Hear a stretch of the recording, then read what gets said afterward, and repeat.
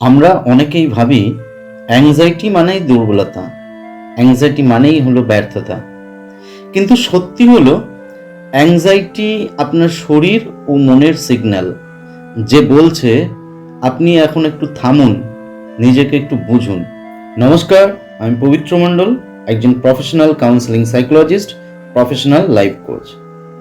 আজ আমার এই ভিডিওতে আপনারা জানতে পারবেন কিভাবে এই অ্যাংজাইটি আমাদের ভাঙে না, বরং আমাদেরকে গড়ে তোলে। তাহলে আসুন ভিডিওটা শেষ পর্যন্ত দেখুন। ভিডিও শুরু করার প্রথমেই আমি আপনাদেরকে আবার রিকোয়েস্ট করছি, আপনারা যারা এই চ্যানেলে নতুন তারা অবশ্যই আমার এই চ্যানেলটি সাবস্ক্রাইব করে নেবেন। কারণ এই চ্যানেলে আমি আমার এই চ্যানেল এবং ফেসবুক পেজে সবসময় আমি চেষ্টা করি আপনারা যারা মানসিক সমস্যায় ভুগছেন তাদেরকে নিয়ে বিশেষ কিছু আলোচনা করতে। তো সঙ্গে থাকুন এবং ভিডিওটি দেখার পর যদি ভিডিওটি আপনাদের কাজে আসে তাহলে অবশ্যই একটা লাইক করে দেবেন। আর হ্যাঁ, যদি মনে করেন এই ভিডিওটা আপনাদের পরিচিত কারোর প্রয়োজনে লাগবে তাহলে অবশ্যই তার সঙ্গে শেয়ার করে নেবেন। আর পুরনো বন্ধুদের কাছে রিকোয়েস্ট করছি, যদি এই ভিডিওটা দেখে আপনাদের ভালো লাগে বা আপনাদের উপকারে আসে তাহলে অবশ্যই ভিডিওটাতে লাইক করবেন এবং আপনার অন্যান্য পরিচিতদের সঙ্গে প্রয়োজন ভিত্তিতে অবশ্যই শেয়ার করে নেবেন। আর হ্যাঁ, প্রতিবারের মতো কমেন্ট বক্সে কমেন্ট করতে ভুলবেন না। আপনারা কমেন্ট করে জানান যে আপনারা কি ধরনের ভিডিও পেতে চান বা কি বিষয় নিয়ে আলোচনামূলক ভিডিও পেতে চান। আপনারা কমেন্ট করুন, আমি অবশ্যই সেই বিষয়ের উপর ভিত্তি করে একটা ভিডিও নেক্সট আমি নিয়ে আসছি। তো দেখতে থাকুন এই ভিডিওটি। আমরা এই ভিডিও শুরুতে প্রথমেই জানব যে অ্যাংজাইটি কিভাবে কাজ করে। অ্যাংজাইটি আসলে আমাদের মনের একটা অ্যালার্ম সিস্টেম। যখন আমরা বিপদে পড়ি বা অনিশ্চয়তায় থাকি বা দুশ্চিন্তায় থাকি, আমাদের মস্তিষ্ক তখন ফাইট অথবা ফ্লাইট মোডে চলে যায়। এই প্রতিক্রিয়াটা কিন্তু খারাপ নয়, বরং এটা প্রমাণ করে আমাদের মন এখনো সচেতন আছে, আমাদের মন এখনো লড়াই করতে কিন্তু প্রস্তুত। অথচ আমরা এই বিষয়টা না বুঝেই কিন্তু ঘাবড়ে পড়ি। আমরা এই বিষয়টা সম্পূর্ণ বুঝি না, তার আগেই আমরা কিন্তু ভয় পেয়ে যাই। আমরা ভাবি না জানি কি হয়ে গেছে আমাদের সঙ্গে, আমরা ভাবি হয়তো আমাদের কিছু হয়ে গেল, আমাদের হয়তো বিরাট বড় কিছু রোগ হয়ে গেল। আমরা এদিক ওদিক ছোটাছুটি করতে থাকি, আমরা সঠিক জায়গায় না পৌঁছে এদিক ওদিক আমরা ছোটাছুটি করি, বিভিন্ন লোকের পরামর্শ নিই, বিভিন্ন আশেপাশে যারা আছেন তাদের কাছে আমরা পরামর্শ নিই, কিন্তু সঠিক কোনো গাইড আমরা পাই না। তার ফলে আমাদের মনের ভেতর কিন্তু একটা ভয় চেপে ধরে বসে থাকে। অ্যাংজাইটি কিন্তু আমাদেরকে এইভাবেই কাবু করে দেয়। আমরা কেন ভয় পাই?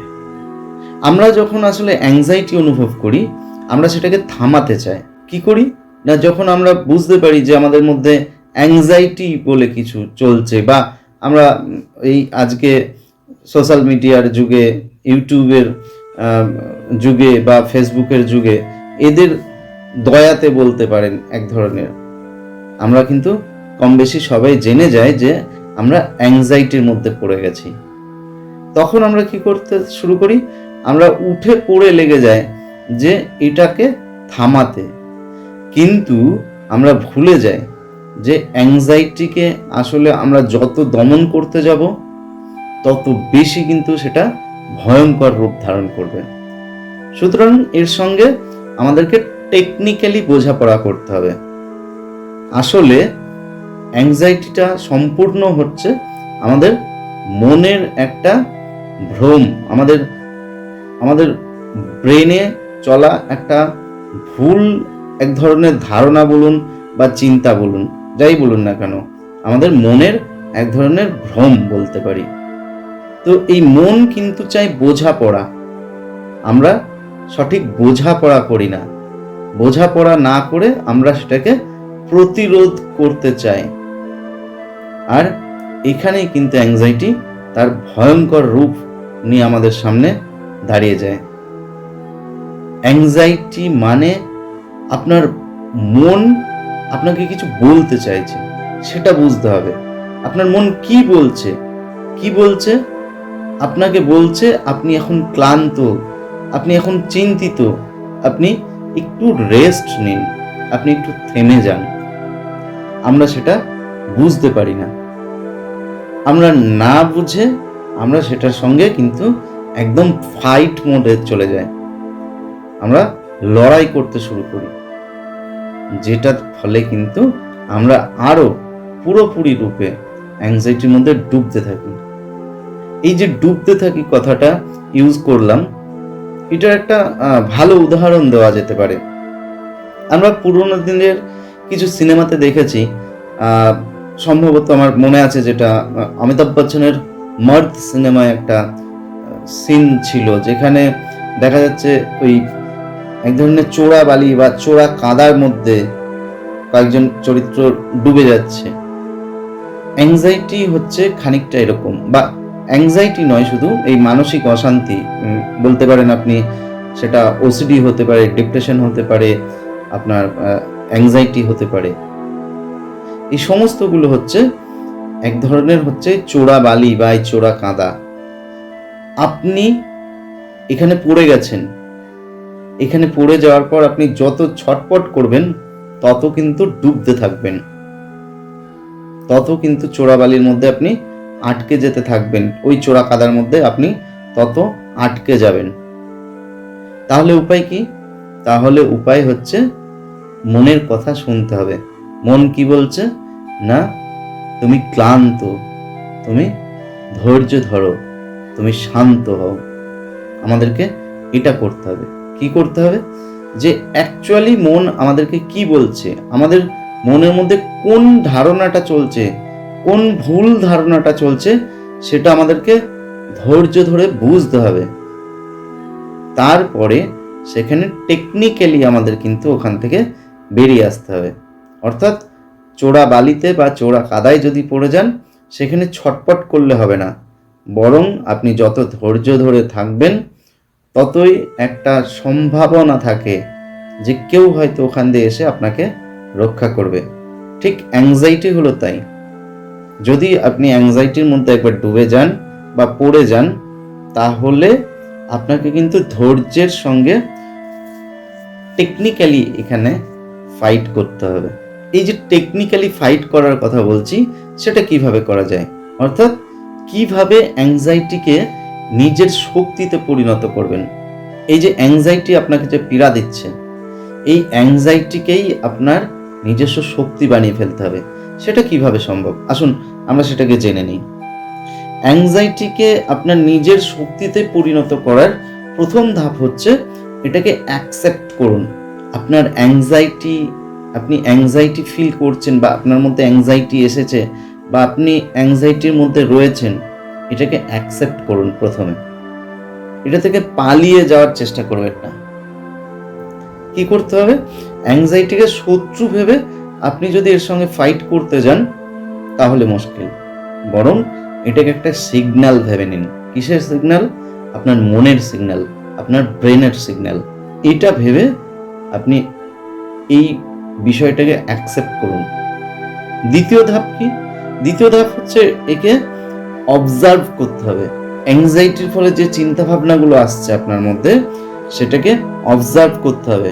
এটাকে ক্যালকুলেট করতে গেলে হবে না, বা এটাকে বিচার করতে যাবেন না। অর্থাৎ আপনার মধ্যে কোনো একটা চিন্তা চলছে, বা কোনো একটা বিষয় নিয়ে আপনি অ্যাংজাইটি ফিল করছেন। কোনো অ্যাংজাইটি মানে তো উদ্বিগ্নতা, কোনো বিষয় নিয়ে কোনো একটা চিন্তা হচ্ছে, সেই চিন্তা থেকে আপনি উদ্বিগ্নতা আপনার মধ্যে অনুভব করছেন।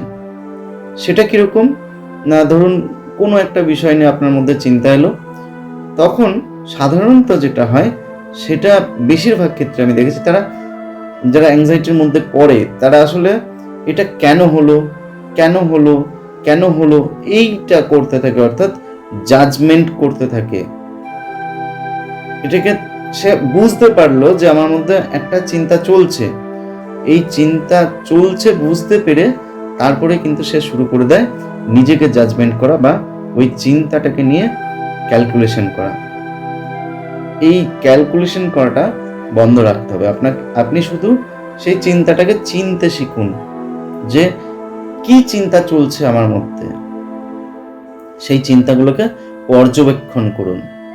এর পরের ধাপ হচ্ছে যে আপনি এই চিন্তাগুলোকে বোঝার পর তাকে টেকনিক্যালি নির্মূল করার চেষ্টা করুন। টেকনিক্যালি নির্মূল করার প্রথম ধাপ কি? টেকনিক্যালি নির্মূল করার প্রথম ধাপ হচ্ছে সঠিক যুক্তি দিন নিজেকে। অ্যাংজাইটির ফলে আপনার মধ্যে যে নেগেটিভ চিন্তা চলছে বা নেগেটিভ ধারণাটা চলছে, তার পরিপ্রেক্ষিতে সঠিক একটা ধারণা দিন এবং যে চিন্তাটা চলছে সেই চিন্তাকে নিয়ে বিচার করা বন্ধ করুন। আর দ্বিতীয় ধাপ কি? দ্বিতীয় ধাপ হচ্ছে গভীর শ্বাস প্রশ্বাসের ব্যায়াম করুন। আপনার শ্বাস প্রশ্বাসের দিকে আপনি ধ্যান রাখুন। আর কি করতে পারেন? সেটা হচ্ছে খালি পায়ে মাটিতে হাঁটাহাঁটি করুন। মাটির যে স্পর্শ, বা যদি আপনার উঠানে যদি ঘাস থাকে বা বাগানে যদি ঘাস থাকে, সেই ঘাসের উপর দিয়ে খালি পায়ে হাঁটুন এবং সেই যে স্পর্শ সেটাকে অনুভব করুন। দেখবেন আস্তে আস্তে অ্যাংজাইটি কিন্তু সরে যাবে আপনার থেকে। পরবর্তী ধাপ কি? পরবর্তী ধাপ হচ্ছে, যদি দেখছেন যে নিজে এটাকে সামলাতে পারছেন না, তখন কারোর সঙ্গে একটু কথা বলুন। আপনার ফ্যামিলি মেম্বার্স, আপনার প্রিয়জন, আপনার ভালো চায় এমন কোনো ব্যক্তি, তার সঙ্গে আপনার যে অনুভূতিগুলো চলছে সেই অনুভূতিগুলো নিয়ে কথা বলুন, লুকিয়ে রাখবেন না। পরবর্তী ধাপ হচ্ছে নিজেকে ভালোবাসুন। আমি সবসময় বলি যে নিজেকে ভালোবাসতে পারে না সে অন্য কাউকে ভালোবাসতে পারে না। সুতরাং নিজেকে ভালোবাসুন, অর্থাৎ নিয়ম শৃঙ্খলার মধ্যে দিয়ে চলুন। আমরা অনেক সময় কি করি? আমরা উচ্ছৃঙ্খল জীবনযাপন করি। এই উচ্ছৃঙ্খলাটা বন্ধ করতে হবে।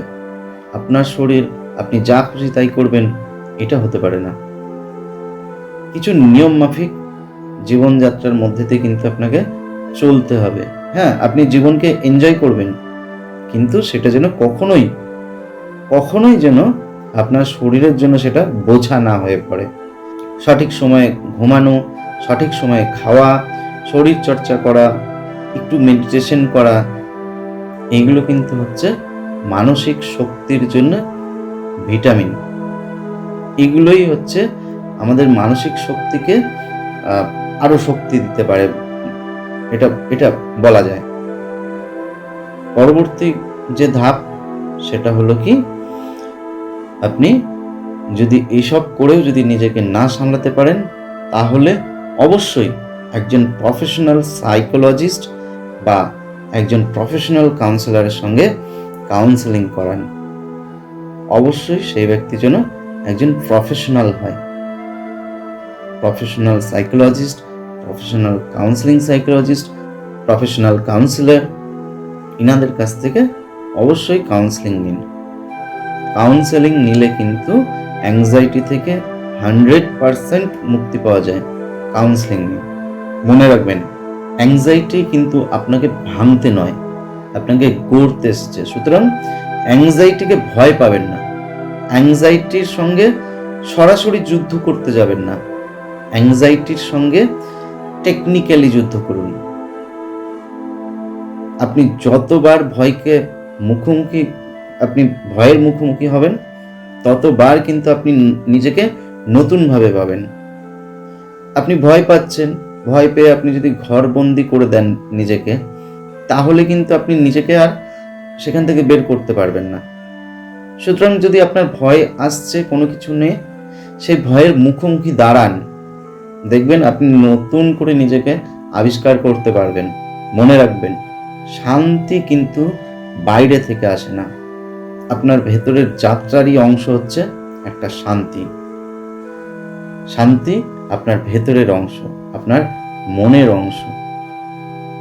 তাই নিজেকে ভালোবাসুন, নিজের মনকে শ্রদ্ধা করুন। ধন্যবাদ। আজকের আলোচনাটা এই পর্যন্তই ছিল। যদি এই ভিডিওটি ভালো লাগে, আবারও রিকোয়েস্ট করছি, অবশ্যই ভিডিওটাতে একটা লাইক করবেন এবং যারা ফেসবুক থেকে দেখছেন তারা আমার এই ফেসবুক প্রোফাইলটাকে ফলো করে নেবেন। যারা ইউটিউব থেকে দেখছেন তারা অবশ্যই সাবস্ক্রাইব করে নেবেন এবং কমেন্ট বক্সে কমেন্ট করে যাবেন যে আপনি কোন বিষয় নিয়ে আলোচনামূলক ভিডিও পেতে চান। জানাবেন কমেন্ট বক্সে, অবশ্যই আমি সেই বিষয়ের উপর ভিডিও নিয়ে আসবো। ধন্যবাদ, শুভরাত্রি, সকলে ভালো থাকবেন।